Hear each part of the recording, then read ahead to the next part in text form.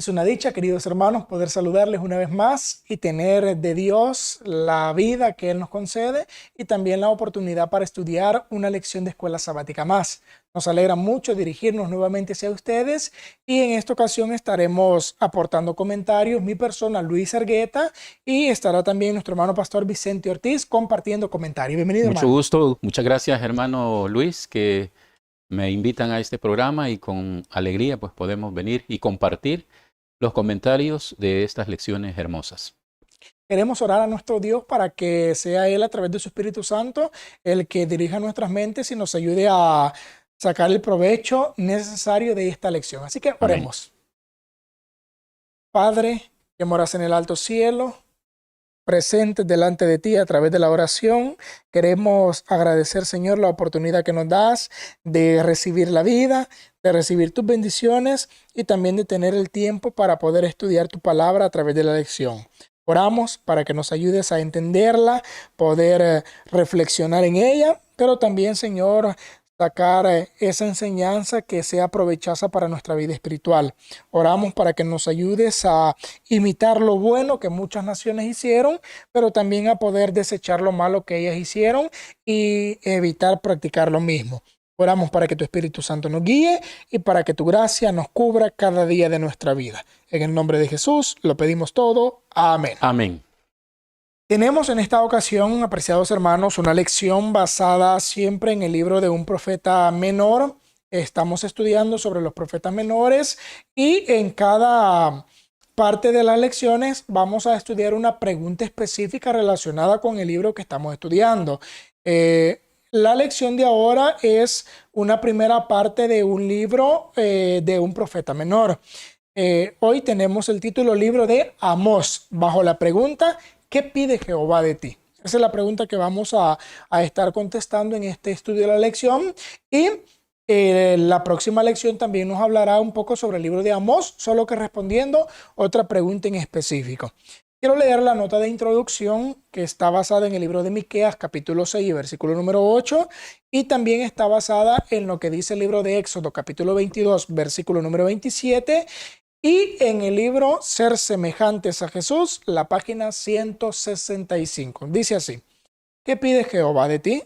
Solamente hacer justicia y amar misericordia y humillarte ante tu Dios. Las leyes de las naciones tienen las características de las debilidades y pasiones del corazón irregenerado, mientras que las leyes de Dios llevan el sello divino y, si se las obedece, conducirán a una consideración tierna por los derechos y privilegios de otros. Su atento cuidado está sobre todos los intereses de sus hijos y declara que se encargará de la causa de los afligidos y oprimidos. Si claman a él, dice él, lo oiré, porque soy misericordioso. Ya tenemos, hermano Vicente, la base de lo que vamos a tratar de responder. ¿Qué pide Jehová tu Dios de ti? Amén. Tenemos ya con esta lectura una base general de lo que la lección nos va a llevar a que entendamos, y vamos a empezar a desglosarlo por medio de las preguntas. Pregunta número 1. Solo quisiera recalcar, hermano, que el libro de Amós, para hacer un contexto, aproximadamente Amós ministró entre el 767 y el 753, que fue escrito prácticamente este libro. Amós ministró un promedio de 40 años según la historia. Y dice también que él fue levantado en un tiempo donde Dios hizo un llamado especial a la justicia social, a la rectitud moral y al arrepentimiento. Estos tres conceptos, digamos, son los que Amós tenía como principal objetivo lograr en medio del pueblo. Pero aparte de eso, es importante recalcar también que Amós no era un profeta preparado académicamente. La historia dice que Amós era un pastor de ovejas y recolector. Entonces vivía, conocía la vida más humilde, la vida del campo, digamos, en donde él pudo ministrar. Pero sus escritos fueron un llamado impresionante no solo para el pueblo de Israel, sino que para muchas otras naciones. Dios utilizó a Amós para dar específicamente profecías y llamados al arrepentimiento, para exaltar la moralidad que en ese tiempo se había perdido tanto. Entonces, por eso es que es muy importante el libro de Amós, ¿verdad? Para conocer esa bendición que Dios quiso darle a la gente, y vamos a ver también cómo la gente no reaccionó al llamado de Dios. Así es. Entonces tenemos la pregunta 1. ¿Qué naciones recibieron advertencias antes de ser azotadas por las catástrofes?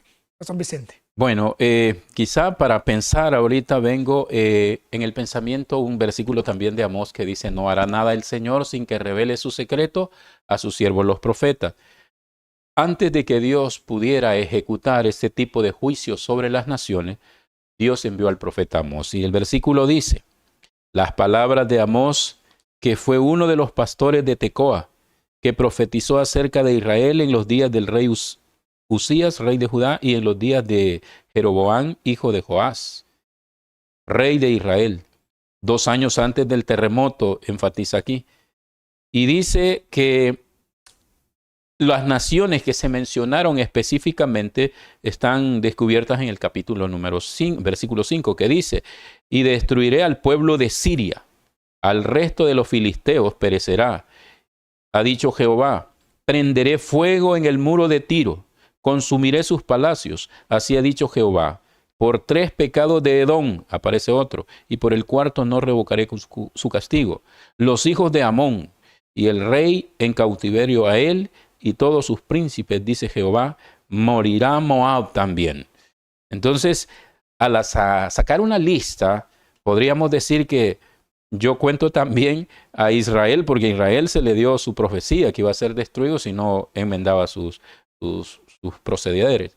A Siria, a Filisteo, a Tiro, a Edom, a Amón y Moab, me salen 7. 7 naciones a las cuales, si bien nosotros vemos ahí que tienen un poquito de parentesco también entre parientes lejanos de Abraham y medios hermanos, como lo era Edom, ¿verdad? Como leímos en la lección anterior. Entonces, pero Dios no quiso destruirlos. Habían colmado la moralidad, ya no tenían ellos una conducta adecuada delante del Señor, se habían tirado a la desgracia, al pillaje y a todo tipo de maldades. Y entonces resulta que Dios no quiso destruirlos sin antes haberles advertido. Por eso es que Dios mandó estas profecías para que ellos pudieran mejorar sus caminos. Sin embargo, pues las denuncias, ¿verdad?, que Dios hizo no fueron tomadas en cuenta, y por lo tanto las profecías que estaban destinadas a ese pueblo tuvieron que haberse ejecutado. Así que, hermano Luis, ahí está el comentario de esta pregunta. Amén. Bien, tenemos entonces la conclusión. ¿Qué naciones recibieron advertencias antes de ser azotadas por la catástrofe? Ahí tenemos la lista: 1 Israel, 2 Siria, 3 Filistea, 4 Tiro, 5 Edom, 6 Amón y 7 Moab. Es la lista de las naciones que pronuncian los versículos. Ahora vamos a la pregunta número 2. ¿Cómo trataría Dios a esas naciones injustas, así como a aquellos que trataban a las personas con crueldad? Ya se les había advertido antes de catástrofes, antes de pasar momentos críticos. Ahora es cómo los trataría Dios a ellos, cuál iba a ser el resultado. Primero, los versos nos dan a conocer, hermano Vicente, por qué los iba a castigar Dios.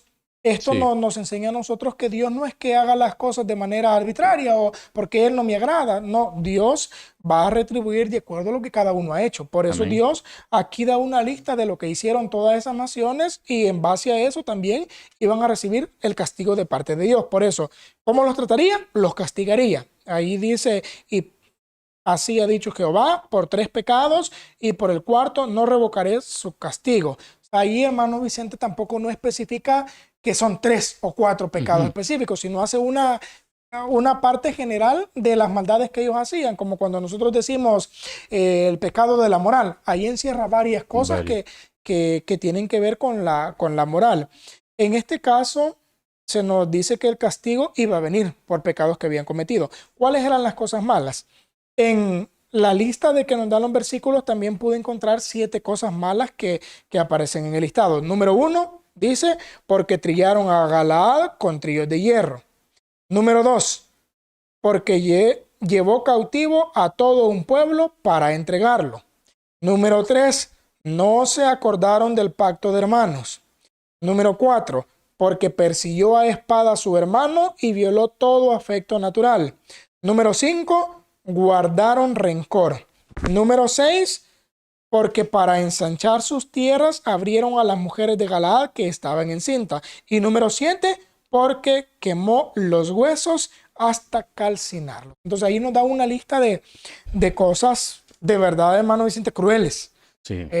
Lamentablemente estas naciones comenzaron a obrar inadecuadamente, a hacer cosas que deshonraban a Dios, cosas deplorables, cosas crueles en gran manera, y todo eso iba a acarrear la desgracia sobre las mismas naciones. Si Sí. algo vamos aprendiendo con estas lecciones, Pastor Vicente, es que todo lo que el ser humano hace tiene consecuencias. Así Y hay es. que afrontarlas. Y en este caso vemos esa misma acción en estas naciones. Ellos hicieron maldad, les iba a tocar la retribución de parte de Dios, el castigo Así es. de parte de nuestro Dios. Así que tenemos un comentario del Pastor Vicente. Hermanos, prácticamente podríamos decir, la pregunta a mí me hace pensar, dice, ¿cómo iba a tratar Dios a estas naciones? Podríamos decir así a la mente, pues los va a tratar injustamente también, pero no. Dios los va a tratar con justicia, porque sí, va a darles el pago que esas acciones lo que merecen. negligentes, esas acciones descuidadas, traen como consecuencia sufrimiento, dolor y mucha desdicha a las familias que son afectadas por esas acciones malas. Entonces, lo que Dios va a hacer es actuar con justicia, pagando en la retribución exacta. Y llama la atención que la nota anterior, que no la leímos, dice que Dios tiene completamente registrado en los libros del cielo cada acción, cada transgresión a los reglamentos de Dios son anotados en el libro del cielo para que nadie pueda decir, pues yo no hice eso, yo no estoy de acuerdo con eso, porque la cultura del ser humano es así. Cuando nosotros hemos fallado, generalmente siempre buscamos un responsable o alguien que nos haya provocado a decir o hacer tal cosa. Entonces, por eso el Señor tiene registro de cada una de las acciones pecaminosas, malas que nosotros hacemos. Y si no nos hemos arrepentido, pues Dios las va a traer a cuenta y va a pagar conforme sea su justicia. Nadie podrá negarse de lo que se le esté acusando porque Dios tiene un registro minucioso de eso. Amén. Muy bien. Concluimos cómo trataría Dios a esas naciones injustas, así como a aquellos que trataban a las personas con crueldad, los castigaría con justicia. Esa sería la conclusión. Pregunta 3, Pastor Vicente. ¿Qué dijo Dios a través del profeta con respecto a los pecados de Judá y sus consecuencias? Bueno, esto tiene una connotación interesante. Resulta de que podríamos decir que muchas personas hacen mal porque no conocen o porque desconocían algún principio. Pero hablando de Judá, ¿verdad? Estas naciones completamente conocían la voluntad del Señor. Por eso que los pecados de estas naciones o de este pueblo era a la vista de Dios bastante malísimo, porque aún conociendo, ellos pasaban por alto las exigencias. Ahora dice el versículo, así ha dicho Jehová, por 3 pecados de Judá y por el 4º no revocaré su castigo. Porque menospreciaron la ley de Jehová. Este es un punto impresionante. Cuando la gente no conoce, pues comete errores, pero Dios dice que si después se arrepienten, los pasa por alto. Pero cuando nosotros menospreciamos, es decir, ya tenemos el consejo, el conocimiento está, el pueblo judío sabía que Dios era el Dios de reyes, creador de todo el universo y que ordenaba la observancia de su ley, pero ellos la menospreciaron. Menospreciar es no tener en cuenta, no obedecerla, no darle importancia, es como algo de indiferencia. Bueno, eso dice Dios, pero yo quiero otra cosa. Entonces viene y Dios dice, eso señala, menospreciaron la ley, la tuvieron en poco. Y también dice, y no guardaron sus ordenanzas, no la obedecieron. Literalmente nosotros podemos quizá obedecer a la letra algún principio, pero si nuestro corazón no está en armonía con lo que estamos creyendo, entonces nosotros entramos en un ambiente de menosprecio de la ley de Dios. Y por eso dice que no la guardaron. Y el otro dice, y les hicieron errar sus mentiras. Así que, hermanos, aparte de que no aceptaban el consejo de Dios, aparte que no lo amaban, inventaban mentiras, porque una mentira pues es eso, ¿verdad? Un invento que no está en conformidad con la santa voluntad de Dios. Así que por esas razones Dios está mandando a que el ser humano levante cabeza y en este caso, antes de destruirlos, los mandó también a este pueblo, ¿verdad?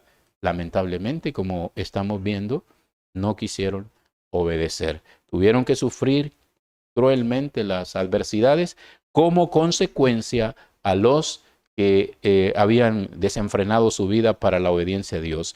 Una parte de la nota me llama la atención, porque no solamente está aquellas personas que no obedecen, aquellos que menosprecian, sino que hay también personas en el pueblo que entienden, pero le ponen un poquito más.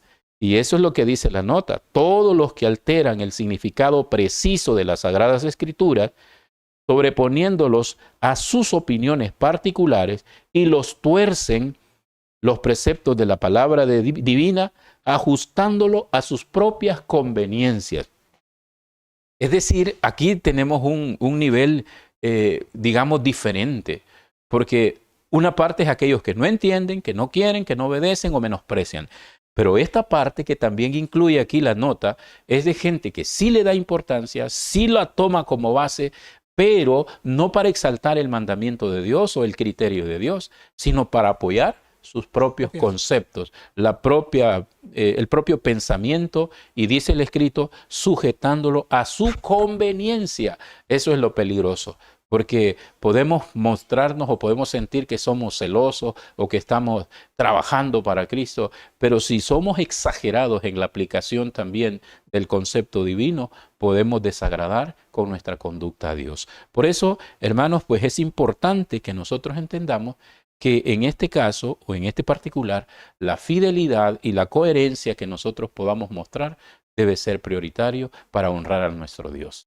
Amén. Así es. Concluimos. ¿Qué dijo Dios a través del profeta con respecto a los pecados de Judá?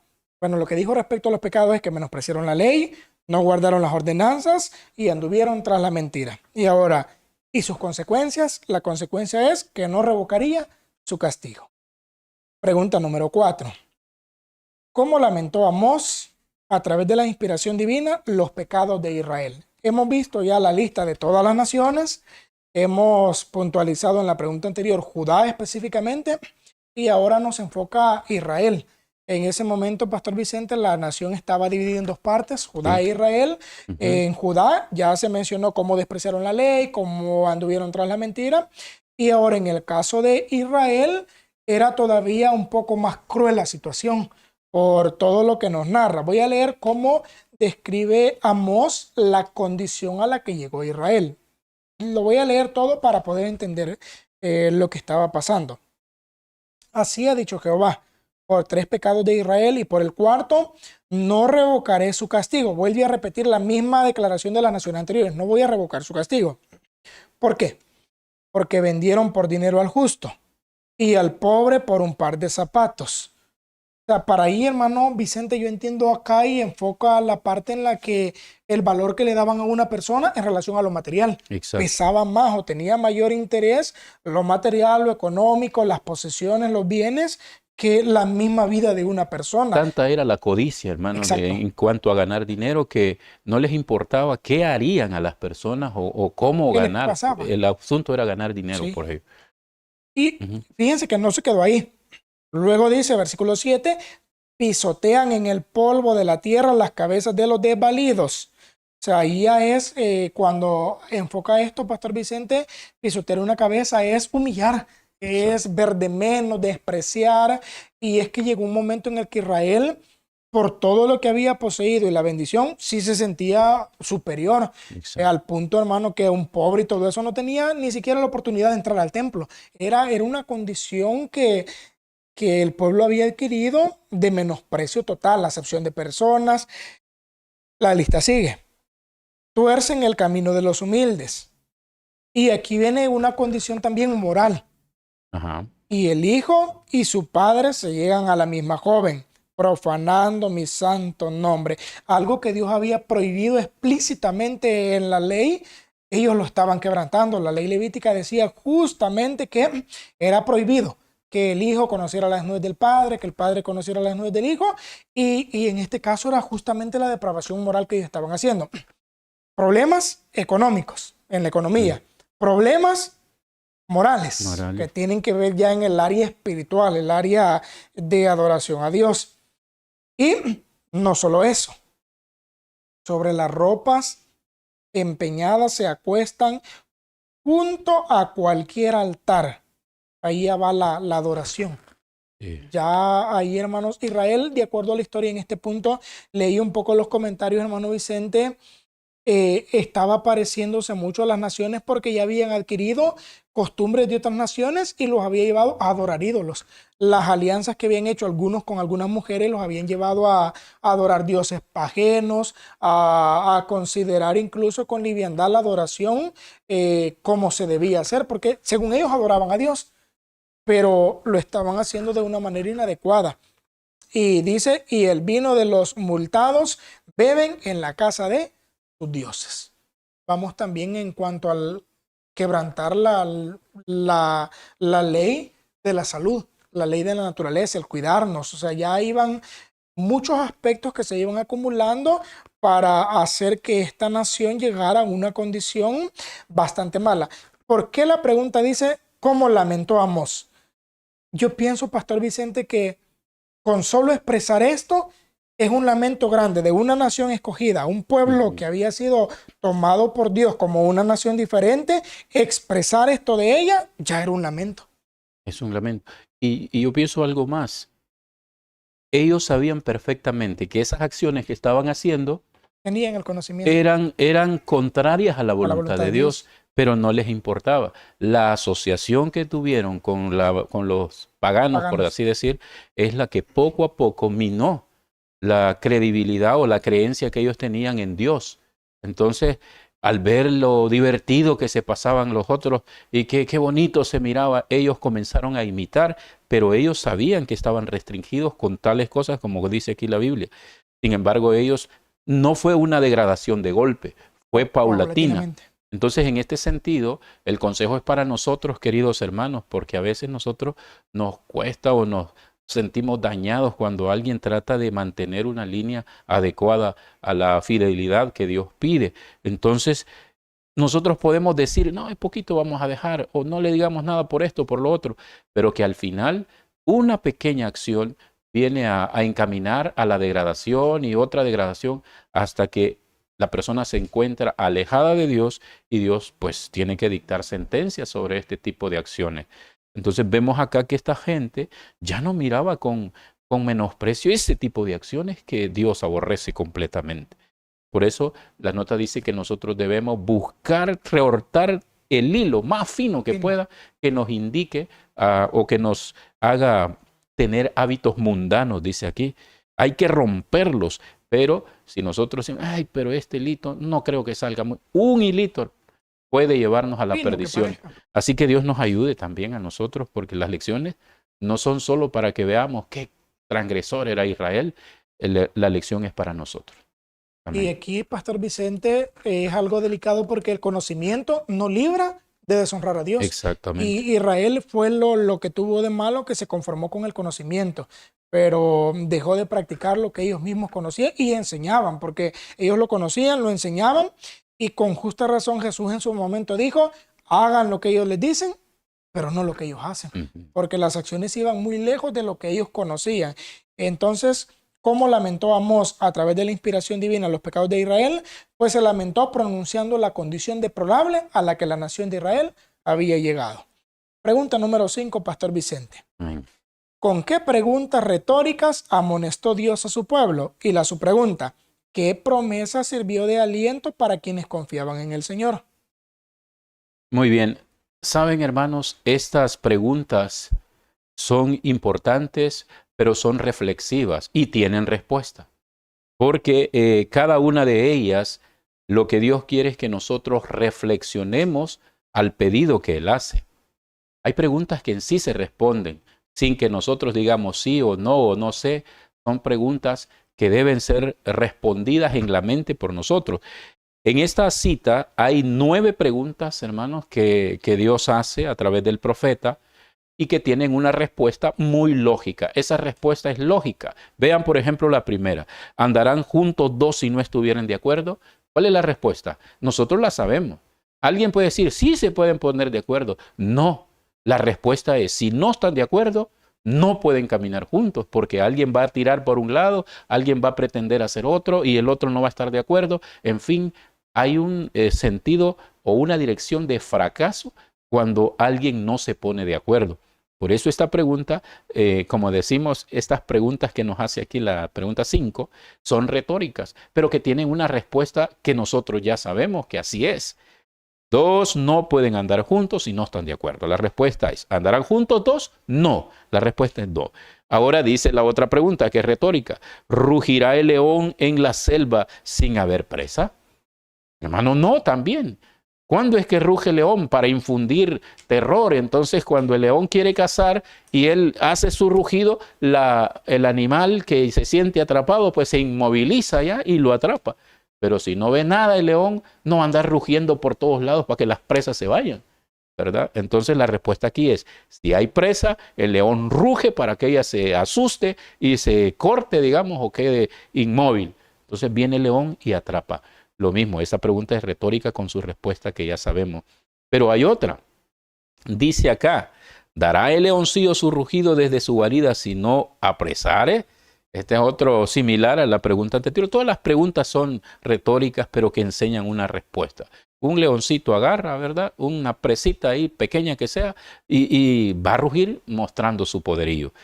La otra, ¿caerá el ave en lazo sobre la tierra sin haber un cazador? Pues es imposible, solo que esté ciega la ave y choque contra un árbol. Pero si no hay presa, si no hay lazo, el ave no cae. Entonces, eso es indicio de que todas estas respuestas nos está haciendo a nosotros más de carácter espirituales para que hagamos nosotros memoria y tratemos de enfocarnos en lo correcto. Hay otras preguntas, yo le decía que eran 9. La otra pregunta dice, ¿se levantará el lazo de la tierra si no ha atrapado a alguien? Hay una especie de tampas, ¿verdad?, que se dejan en el suelo, pero que cuelgan. Alguien pone el pie ahí y levanta la soga, entonces, pero si no atrapa nada, no se levanta, va a estar ahí siempre esperando. Así que, hermanos, estas preguntas son interesantes. Otra pregunta dice, ¿se tocará la trompeta y en la ciudad no se alborotará el pueblo? Imagínense, también es otra pregunta con respuesta que conocemos. Si alguien toca una trompeta, especialmente en el pasado, y se daba un sonido de guerra, todo mundo tenía que alistarse o hacer preparativos para, dependiendo del sonido que fuera. Por eso es que Dios decía que hay que darle el sonido cierto a la trompeta, porque si sonaban de otra manera, el pueblo entendía de otra cosa. Pero si sonaba la trompeta, ya sea para reunión, para guerra, para preparación o para cualquier cosa, el pueblo sabía lo que tenía que hacer y no había necesidad de irle diciendo cada uno lo que tenía que hacer. Todos tenían ya sabedor lo que tenían que ejecutar. Entonces, por eso esta otra pregunta es muy buena y nos ayuda a comprender lo que Dios quiere enseñarnos sobre. Ahora dice, ¿habrá algún mal en la ciudad el cual Jehová no haya hecho? Miren qué interesante esto. Pero aquí venimos nuevamente a comprender que Dios tiene el control de todo, pero no porque Dios lo haga, sino como una consecuencia a alguna situación malsana. Luego hay otras preguntas, hermanos, que prácticamente son el mismo sentido, ¿verdad? Y lo más importante también es lo que dice la subpregunta. ¿Qué promesa sirvió de aliento para quienes confesaban o confiaban en el Señor? Ahí dice, hermanos, no hará nada el Señor sin que revele su secreto a sus siervos, los profetas. Así que Dios nos ha mandado este conocimiento, nos ha dado también a nosotros las amonestaciones, porque Él no quiere que nosotros seamos desprevenidos, que nos preparemos. Ese es el sentido que tiene esta lección, que nosotros también veamos cómo fallaron aquellos y no sigamos por esos mismos caminos. Por eso el Señor nos manda hoy la amonestación. Él no quiere venir con castigo sin antes darle la oportunidad a todas las personas que se arrepientan. Así que, hermanos, por eso esas son promesas maravillosas, ¿verdad?, que Dios tiene para nosotros. Dios nos va a revelar su secreto y al final, pues, no nos dejará a oscuras. Tenemos la posibilidad de enmendar si así queremos. Amén. Bueno, concluimos. ¿Con qué preguntas retóricas amonestó Dios a su pueblo? Con las 9 preguntas que aparecen en la cita, ya ustedes las escucharon, ahí pueden hacer la lista. ¿Y qué promesa sirvió de aliento para quienes confiaban en el Señor? La promesa de que Dios no hará nada sin revelar ante sus secretos a sus siervos, los profetas. Amén. Pregunta número 6. ¿Qué terribles calamidades permitió el Señor que cayeran sobre el pueblo? Y la subpregunta, ¿qué deberían haberles motivado a hacer? Aquí van directamente las consecuencias, las calamidades. Dios advierte, recomienda, pero cuando el ser humano no quiere, le toca afrontar las consecuencias. Amén. Y en este caso tenemos todo lo que iba a pasar. También hay una lista de varias cosas. Vamos a ir puntualizándolas, tal vez no detallando tanto, pero sí puntualizarlas donde aparece cada una de ellas. Número 1. De acuerdo a Amós 4:2 y versículos 6 al 11, aparecen todas las calamidades que iban a ocurrir sobre la nación. Número 1 dice que llevarían con ganchos a vuestros descendientes con anzuelo de pescador. Era la primera consecuencia que mencionaba la parte. Aquí hablábamos algo con el pastor Vicente, que un pez cuando es capturado, obviamente cuando el anzuelo se incrusta en él, es doloroso. Pero es más doloroso cuando el pez se resiste y empieza a moverse porque él mismo se lastima. En este caso, cuando el versículo dice que serían llevados con anzuelo de pescador, quiere decir cómo iban a ser cautivos, pero que si se resistían iba a ser peor la cosa. Por eso Dios les había dicho, justamente en el caso de Babilonia, no se resistan, porque si se resistían iba a ser peor el caso, pero era una consecuencia. Luego menciona el versículo número 6 que iba a haber falta de pan, o sea, iba a haber hambre, otra calamidad que iba a acontecer.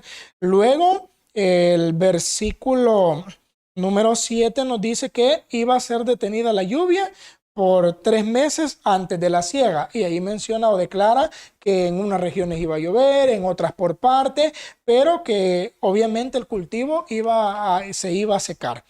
También nos menciona en relación a esto, bueno, la escasez de agua va enfocado en este punto. En el versículo número 8 nos enfoca la escasez de agua. En el versículo número 9 nos habla también de un viento solano, que Dios iba a herir la nación también con viento. Aparte de eso, el mismo versículo nos menciona que iba a venir una plaga de oruga y de langosta, que devoraría lo poco que quedó de la falta de agua. También iba a ser devorado por la oruga y por la langosta. Ahí menciona las viñas, ahí menciona las higueras, ahí menciona los olivares, o sea, menciona todo lo que iba a sufrir esta plaga. En el versículo número 10 dice que también envió mortandad, tal como la de Egipto. Y allí menciona maté a espada a vuestro joven, o sea, habla de muerte, habla de esa condición. En el mismo versículo nos enseña también que iba a subir a los campamentos un hedor. Ahí habla de un mal olor, como una pestilencia. Y eso también iba a ser una consecuencia, una calamidad. Ahora ya estamos viendo la lista de todo lo malo que iba a sufrir el pueblo por desobedecer lo que ya conocían. Aparte de eso, el versículo número 11 nos dice que Dios los trastornaría, así como trastornó a Sodoma y Gomorra, y llegarían a ser tizón. O sea, habla de una destrucción, habla de esa parte ya como conclusión de lo que le esperaba a la nación. Así que todas esas eran las calamidades. Si las enlistamos de acuerdo a como la fuimos viendo, tenemos una lista larga. Ahora, ¿qué debía haberles motivado a hacer? En todas las partes que mencionaba calamidad, en todas las partes que él decía, envié esto, envié lo otro, hice lo otro, envié esto, en todas terminaba diciendo la misma expresión: mas no volvisteis a mí, dice Jehová. O sea, el propósito de todo esto era, Pastor Vicente, que se volvieran a Jehová. No lo consiguió. No lo consiguió, no quisieron hacerlo, o sea, con todas las calamidades. Y esta es la ironía del pensamiento humano, Pastor Vicente, porque Ujú. estar sufriendo, saber que son consecuencias de las malas acciones y ni aún así querer cambiar. Y es lo que la humanidad vive ahora. La humanidad hoy sufre, se lamenta, llora y sabe que todo el sufrimiento es producto del pecado, pero no deja de pecar. Exacto. Ahí es la misma condición del pueblo. Así que, ¿qué deberían haberles motivado a hacer? Volver a Jehová. Así que Pero no se logró. no se logró. Y es importante ahora, hermano, Luis, que nosotros podamos aplicarlo también a A nuestra nosotros. experiencia personal, porque resulta de que también nos pasa. Hay veces que nos suceden cosas que son por nuestro mal proceder, por nuestra mala forma de conducirnos, pero aún así nosotros no reconocemos que tengamos un problema ahí. Así que la enseñanza que Dios quiere darnos es, así como fue el pueblo, si nosotros examinamos, vemos que esas actitudes que dice la Biblia que tenía este pueblo eran ajenas, no eran de un cristiano. Entonces nosotros podemos decir desde aquí, qué barbaridad esos hermanos. Pero ahora también nosotros debemos examinarnos a nosotros. Hay actitudes, hay formas de proceder, hay movimientos que nosotros hacemos que son desastrosos a la vista de Dios y que quizás nosotros estamos conscientes que no debemos hacerlo, pero aún así los practicamos.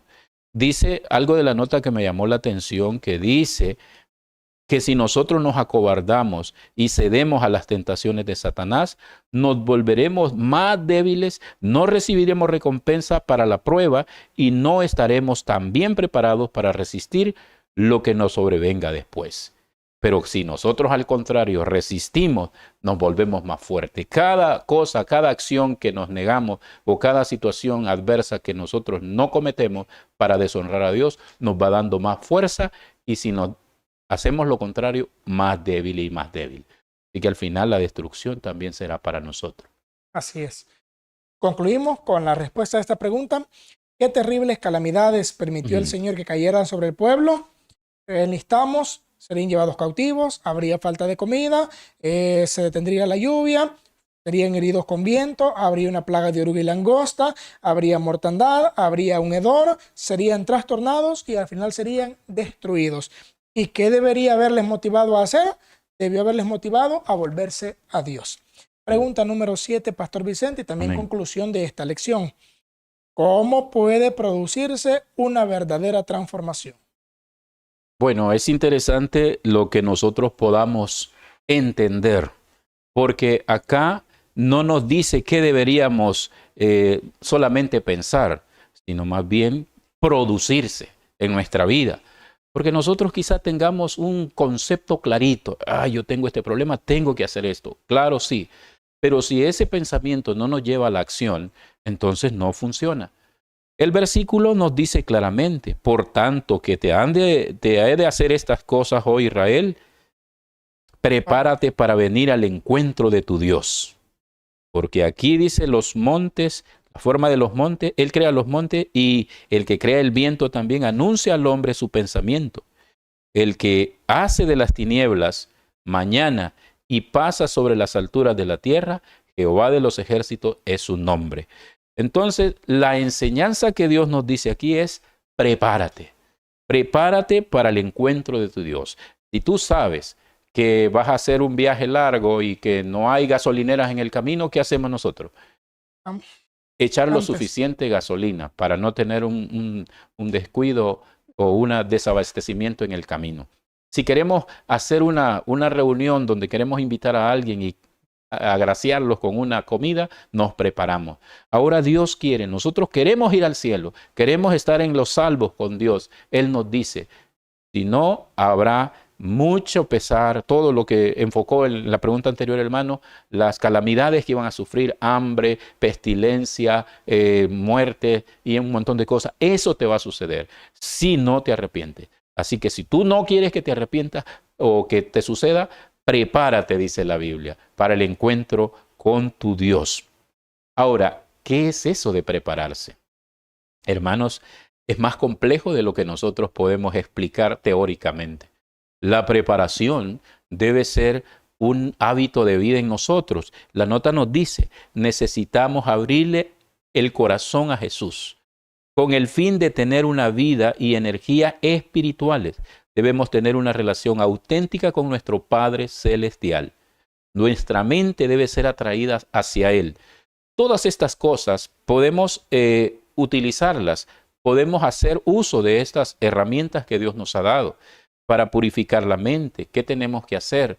Leer o ver cosas que edifiquen. Pero si nosotros vemos otras cosas o hacemos otras cosas, de eso nos tonificamos. Y hay algo bien importante que me llamó la atención en la nota, de la nota adicional, pero que tiene un mensaje que hace posible que comprendamos lo que Dios desea para poder producir la transformación en los seres humanos. Miren lo que dice. Todos deberíamos actuar con inteligencia, dice, respecto a los agentes que destruyen el alma. No es debido a algún decreto que Dios ha lanzado en contra del hombre. Él no hace que la gente se ciegue espiritualmente. Dios concede suficiente luz y evidencia para que todo ser humano pueda distinguir la verdad del error. Entonces, esto es maravilloso. Dios nos ha puesto todo.